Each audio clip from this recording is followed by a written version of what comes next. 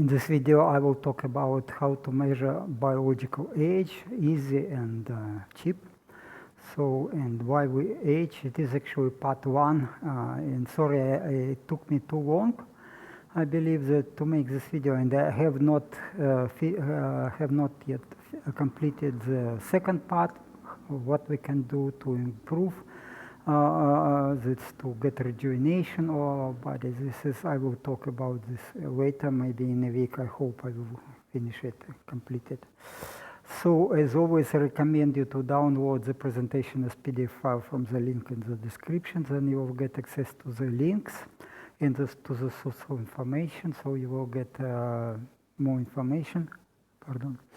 And probably you will make your own research, because I am not medical professional. I am not supposed to give you medical advice, but I rely on scientific publications, and then I do this research mostly for myself, because I'm supposed to live up to 1,000 years. And this is my project, to give people opportunity to live much longer and to have a very productive and long life. Okay, let's go. So in my videos, you can see these links, you can click on them. And I often express my opinion that humans are aging due to two reasons. One is age-related stiffening of our organs and tissues, and second, it is accumulation of waste products and toxins in our bodies. Tissue elasticity, then further I will talk only about stiffening of the organs, because accumulation of waste products there was in other videos, and it is different question, but it is also possible to remove toxins and waste products. So okay, let's go. Tissue elasticity is severely compromised in aging skin, lungs, and blood vessels, and the vascular and pulmonary systems, respectively. Loss of mechanical function is linked to hypertension, which is in turn is a risk factor for heart and renal failure, stroke, and aortic aneurysm, and to an increased risk of mortality as a result of lung fibrosis. Age-related stiffening of human organs and tissues is a complex process driven by the remodeling of the extracellular matrix, so you can understand what it is. Primarily caused by increased collagen in the matrix and decreased elastin and hyaluronic acid due to non-enzymatic and also cross-linking of collagen due to non-enzymatic molecular reactions, and calcium deposition accumulation in the tissue, calcium oxalate, and not only oxalate but calcium, source of calcium phosphate in particular. So okay, this how people see this extracellular matrix. It is some frame which keeps our organs in shape, and then also it is our cells are embedded in this matrix, and then also this matrix is permeable, so that stem cells and immune cells can go through the matrix and to do maintenance of the body. So the key mechanism of age-related extracellular matrix remodeling and tissue stiffening include the following. First, it is maybe the most important, elastin fragmentation. Elastin fibers are progressively damaged by elastin-degrading enzymes, such as what you can see these enzymes, calcification, oxidative damage, glycation, and binding of lipids and lipid peroxidation products. Okay, so the link to the source information. As elastin is degraded, collagen takes over this load bearing and leading to higher stiffness of the extracellular matrix, because collagen is about 100 times stiffer than elastin. Then next, fragmentation of high molecular weight hyaluronic acid, and this intact hyaluronic acid holds up to 1,000 times of its weight of water and acts as a space-filling viscoelastic lubricant. With the advancement of aging, hyaluronic acid is fragmented by enzymes and oxidative stress. So this water binding capacity thrombin and causing the tissue to dehydrate and increase the ratio of fiber to water in the body. So it is, I didn't find more detailed picture of the aging process in the skin. In the skin it is again both fragmentation of the elastin particles, elastin fibers, and also cross-linking of collagen. But okay, collagen also can be damaged. Okay, let's go. Okay, let's go next. Again, here it is maybe a little bit better, but yet again, you have to understand that it is a frame of the organs in our body. So the next it is key mechanism: accumulation of advanced glycation end products. This is non-enzymatic glycation causes glucose-derived cross-links like glucosepan, but also fructose participate. And these products accumulate in long-lived proteins. They are cross-linked in long-lived proteins like collagen and elastin. These advanced glycation end products form permanent bridges, rendering the collagen matrix stiff and resistant to degradation by enzymes. Collagen accumulation, again, what is happening is and cross-linking due to this advanced glycation reaction. Collagen, which provides structural stability of human organs, increases with age. I mean, it is getting stiffer. While the elastic fibers, elastin that provide flexibility, are degraded. Also, during aging, collagen structure is changing, and it can detrimentally affect its biological and biomechanical properties due to accumulation of this cross-linked collagen. Okay, what else? The arterial stiffness, it is caused by increased collagen deposition and accumulation of glycation end products, advanced glycation products, and decreased elastin, by also accumulation of lipids and the products of reaction of oxidative lipids with proteins. So number 5 is calcification. It is already later stage. Calcification and lipid deposition. Calcium phosphate minerals and lipid peroxidation products deposit on extracellular matrix and particular in vascular walls, increases the stiffness of large arteries. Okay, so this is some presentation how it is happening. So, but it is again, it is already advanced stage of the stiffening of the blood vessels. Age-related stiffening of the arteries is not merely a consequence of aging, but also a mechanical driver of vascular dysfunction, reduced blood flow to tissues, and conditions of chronic hypoxia. Okay, certainly, so if blood is not flow efficiently, then we have reduced supply of oxygen, so it leads to chronic hypoxia. Chronic hypoxia induces cells to enter the stage of senescence, and senescent cells accumulate, stop division, and release inflammatory factors, which are called senescence-associated secretory phenotype. And these substances induce inflammation. Tissue inflammation and chronic hypoxia cause oxidative stress and production and release of reactive oxygen species by cells inside but also outside. They migrate from the cells, and reactive oxygen species damage molecules of elastin and hyaluronic acid and act as signaling molecules that activate fibroblasts. Fibroblasts produce and deposit more collagen, contributing to fibrosis. Tissue fibrosis is frequently associated with aging. These mechanisms are linked in a vicious cycle that because stiff extracellular matrix can lead to further cellular senescence and fibrosis, and this is repeats and the self-perpetuating cycle and the structural degradation of our body. Okay, so you see what is happening. Aging leads to increased deposition of collagen, and collagen get cross-linked, and elastin fibers are getting destroyed.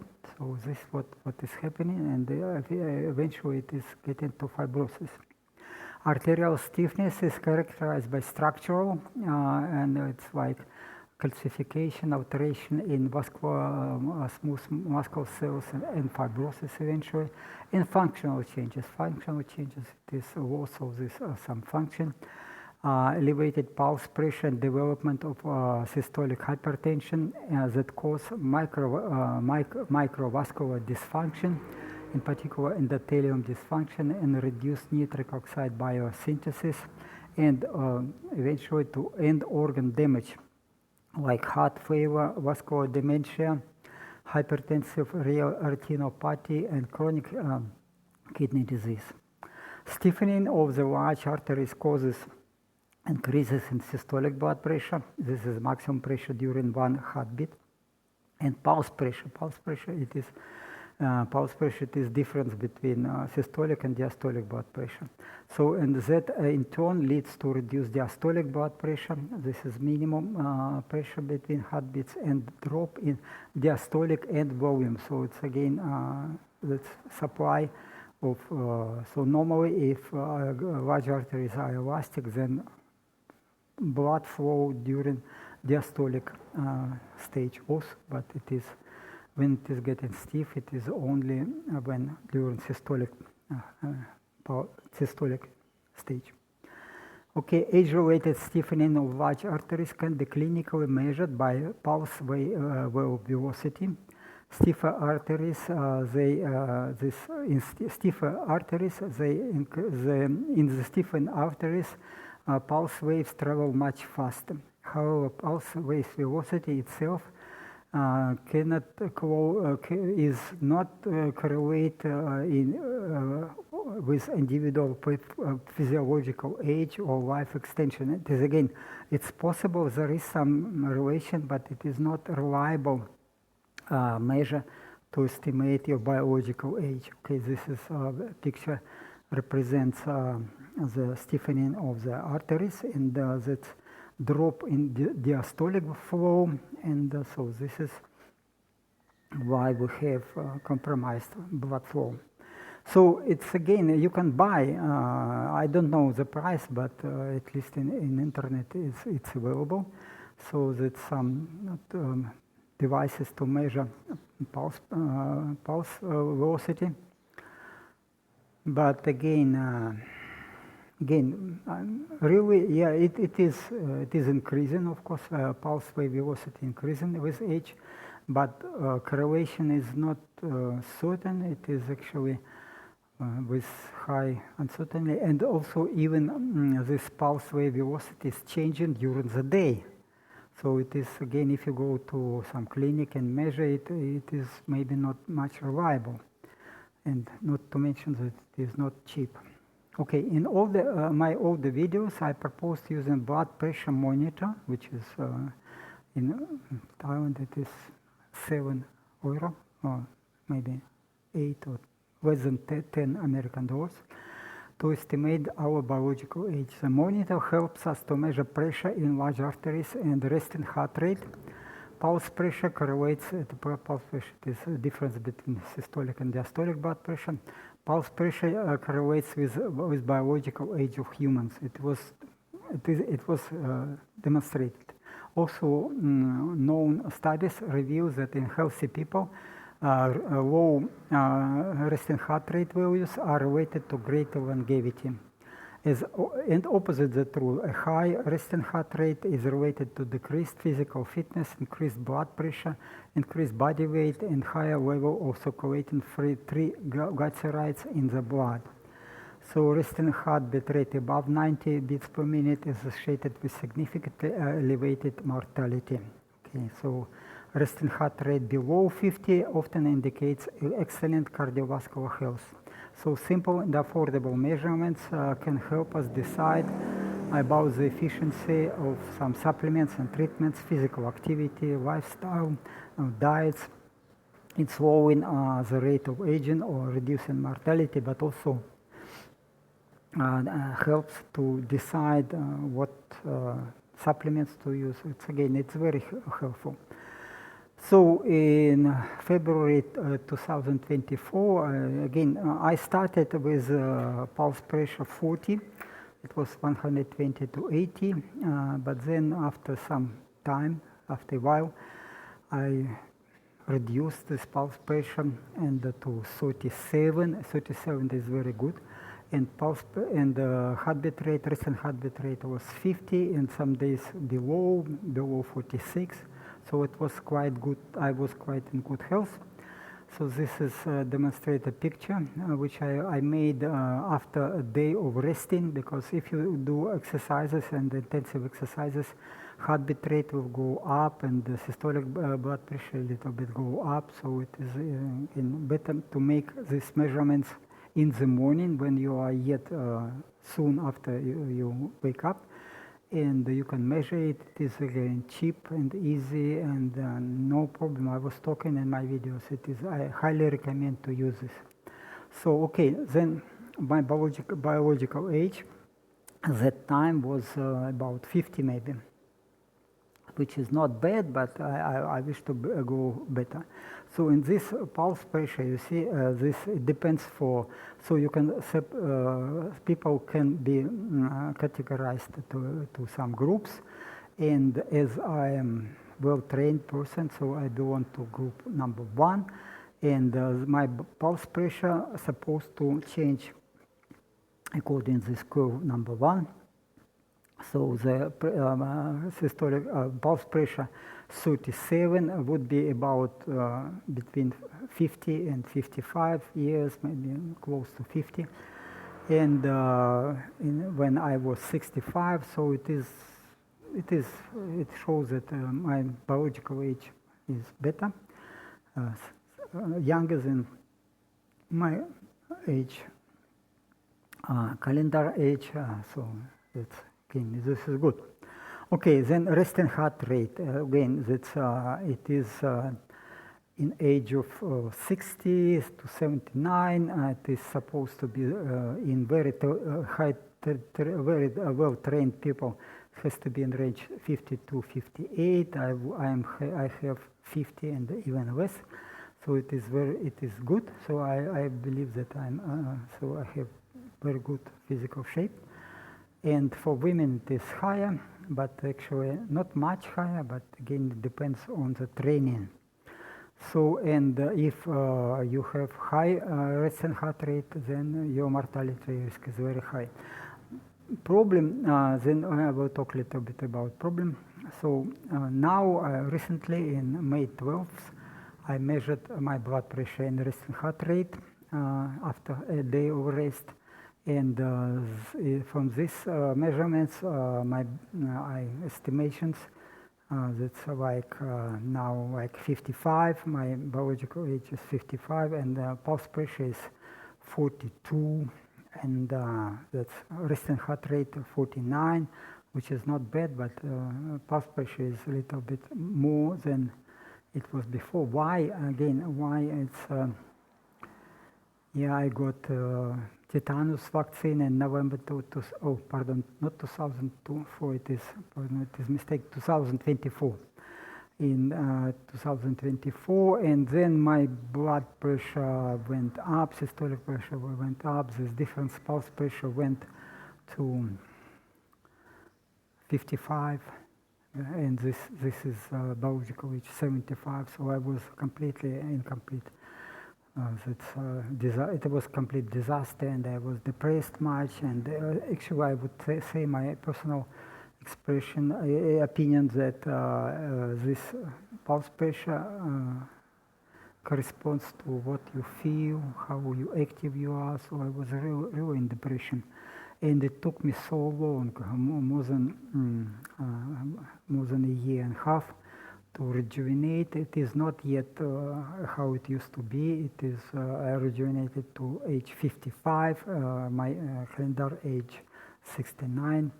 So it is, but again, good news that at least rejuvenation is possible. So if you to do everything right, but it takes so long. It takes years of hard work, okay, and supplementation and everything. So okay.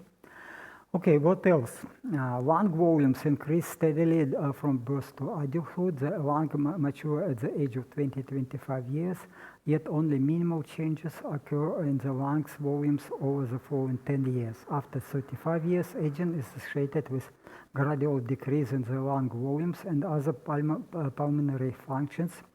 The lung elasticity decreases, the stiffness of the chest wall increases, the respiratory muscle strength decreases. These alterations contribute to gradual but progressive reduction in forced vital capacity. It is again how to measure it. I will talk, but you can understand what it is just clicking on the link. Also, peak expiratory flow. I don't measure this, but again, because I didn't measure it in past, but now I want to see how the rejuvenation goes. And also it is reducing gas exchange in lungs, so it is very important. Forced lung vital capacity can decrease by about 0.2 liters per decade, even for healthy people. Decreased lung function is strongly linked to mortality, making it a proxy for overall systemic aging. So spirometry is a reliable, not invasive tool to measure biological aging, and you can see decline in lung capacity, airflow, and again you can even estimate your lung age, but compared to what you used to have in younger age. Okay, then again it is dropping. Normally averaged vital lung capacity is dropping in men and women both, and okay, so you can measure it. I was measuring it about 5 or 6 years ago with such simple method, which is shown here on pictures. And then now it is even easier to measure, so because you can buy such spirometer, and it is very cheap. It is less than 20 American dollars. So I got one, and I measure. Sorry, I didn't. I do not present picture of the measurements because the picture is stay only short while, few seconds. I don't have time to make a picture. But okay, you trust me that at least it is a good measure to estimate your lung capacity, first vital lung capacity, and to see are you rejuvenating or are you aging. It is going, the changes are slow, but yet again it is very, very useful. Now again, okay, I will talk a little bit later. It is demonstrated that forced vital lung capacity is the maximum amount of air a person can exhale after maximum inhalation. It is a significant, independent predictor of mortality risk and older age. Lung capacity is considered one of the best predictors of longevity, acting as a crucial indicator of overall vitality in older age. So lower forced lung capacity and forced expiratory volume in 1 second are well-established predictors of mortality. Again, it is easy to measure. Again, you can buy it relatively cheap. Lower forced vital lung capacity is associated with higher risk of death from all causes, not just respiratory diseases. High level of inflammatory markers have been found among persons with impaired lung function, and spirometry is essential to assess and monitor respiratory health. But also spirometry adds prognostic value to other well-accepted health markers used in clinical practice, such as blood pressure, body mass index, and the concentration of blood lipids. And so it is again, it is very, very useful. It is again very good indicator of your health. Okay, this is how the lung capacity, lung function, and forced lung capacity drops. So it is about age of 25. It is maximum 20-25. It is maximum. Then it is start to drop, and so you will live not longer than 70. If it drops too quick, or you can live forever and if you have immortal lung. Okay, here it is not it is experimental data for people with pulmonary fibrosis, and you see that this quick change in the first vital lung capacity means high mortality. So survival probability is very low. So for such people, so you have to keep your lungs healthy, and so first vital lung capacity is very important. Okay, first vital capacity can be measured with electronic spirometer or with a large plastic bottle, typically of 6 liters or more for an adult man, filled with water. Electronic spirometer are highly accurate. Otherwise, you can feel again. I measured my vital lung capacity about 2018, maybe 18, 19, like this. Don't remember for sure, and I didn't make any pictures. But again, trust me, trust me, because I do this project for myself. But again, you can measure it with a large bottle in container with water. So it's again, you can read it is, or you can find it on internet how people measure it, and accuracy of this method is low to moderate, but it's okay. It's okay. On average, first vital lung capacity for men is calculated due to this formula, and for men and women. And for me, I'm 172 centimeters tall. And on average, men of my height, it is average again, may have a maximum first vital lung capacity of about 4.75 liters, but I was quite special. I was a diver and I was a swimmer, and so it's at my age of 18, maybe 20, my first vital lung capacity, here it's again, sorry for mistake, was 6.2 liters. But again, I measured 2018, 2019, and I measured with this bottle first vital lung capacity, and it was 5.3 liters. Not very good, not very good, but because you see there's a change, almost 1 liter less than I used to have at a young age. But now, in May 2026, I mean today, okay, I measured it, and it is 5.3 liters. Again, I'm sorry that I don't have photo of these measurements, but trust me, it is in range 5.2, 5.3 liters of the.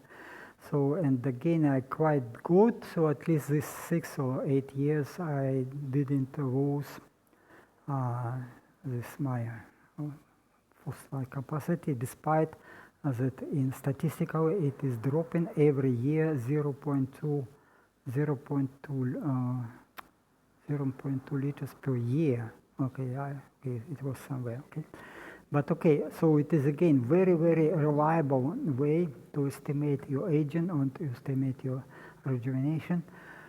So I highly recommend to get such monitor.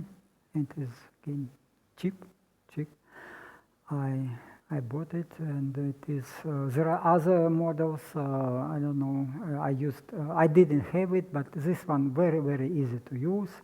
Just exhale your air, and this now my task is to get rejuvenation, both in terms of pulse pressure and resting heart rate, but also in my lung capacity. Elasticity of lungs is very good parameter which shows rejuvenation, and now at least I see that there is not much rejuvenation of the lungs, at least, and tissues inside, but only I got some rejuvenation, but not complete, but some rejuvenation of my cardiovascular system.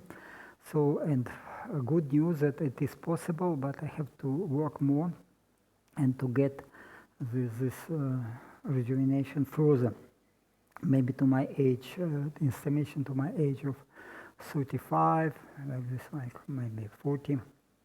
But again, good news, I'm quite optimistic about opportunities to rejuvenate my body. And I will talk about what we can do for rejuvenation, how to make your body more elastic, and so. Yeah, I should say about elasticity of skin. It is again people look in the mirror and they see the sagging skin with wrinkles, and sure, I would say my skin is not yet rejuvenated, but it is not much worse than like 10 years ago or 8 years ago, about the same. So it is good, but again, it's possible to rejuvenate your skin without these Botox injections, without some special treatments, and but it is possible. Okay, again, one problem that it will all take a long while, so it's be prepared to work hard. Okay, that's all. I will end this first part. And I will talk about later I will talk about this later in other video. Okay. Okay. Thank you for your time. Take care.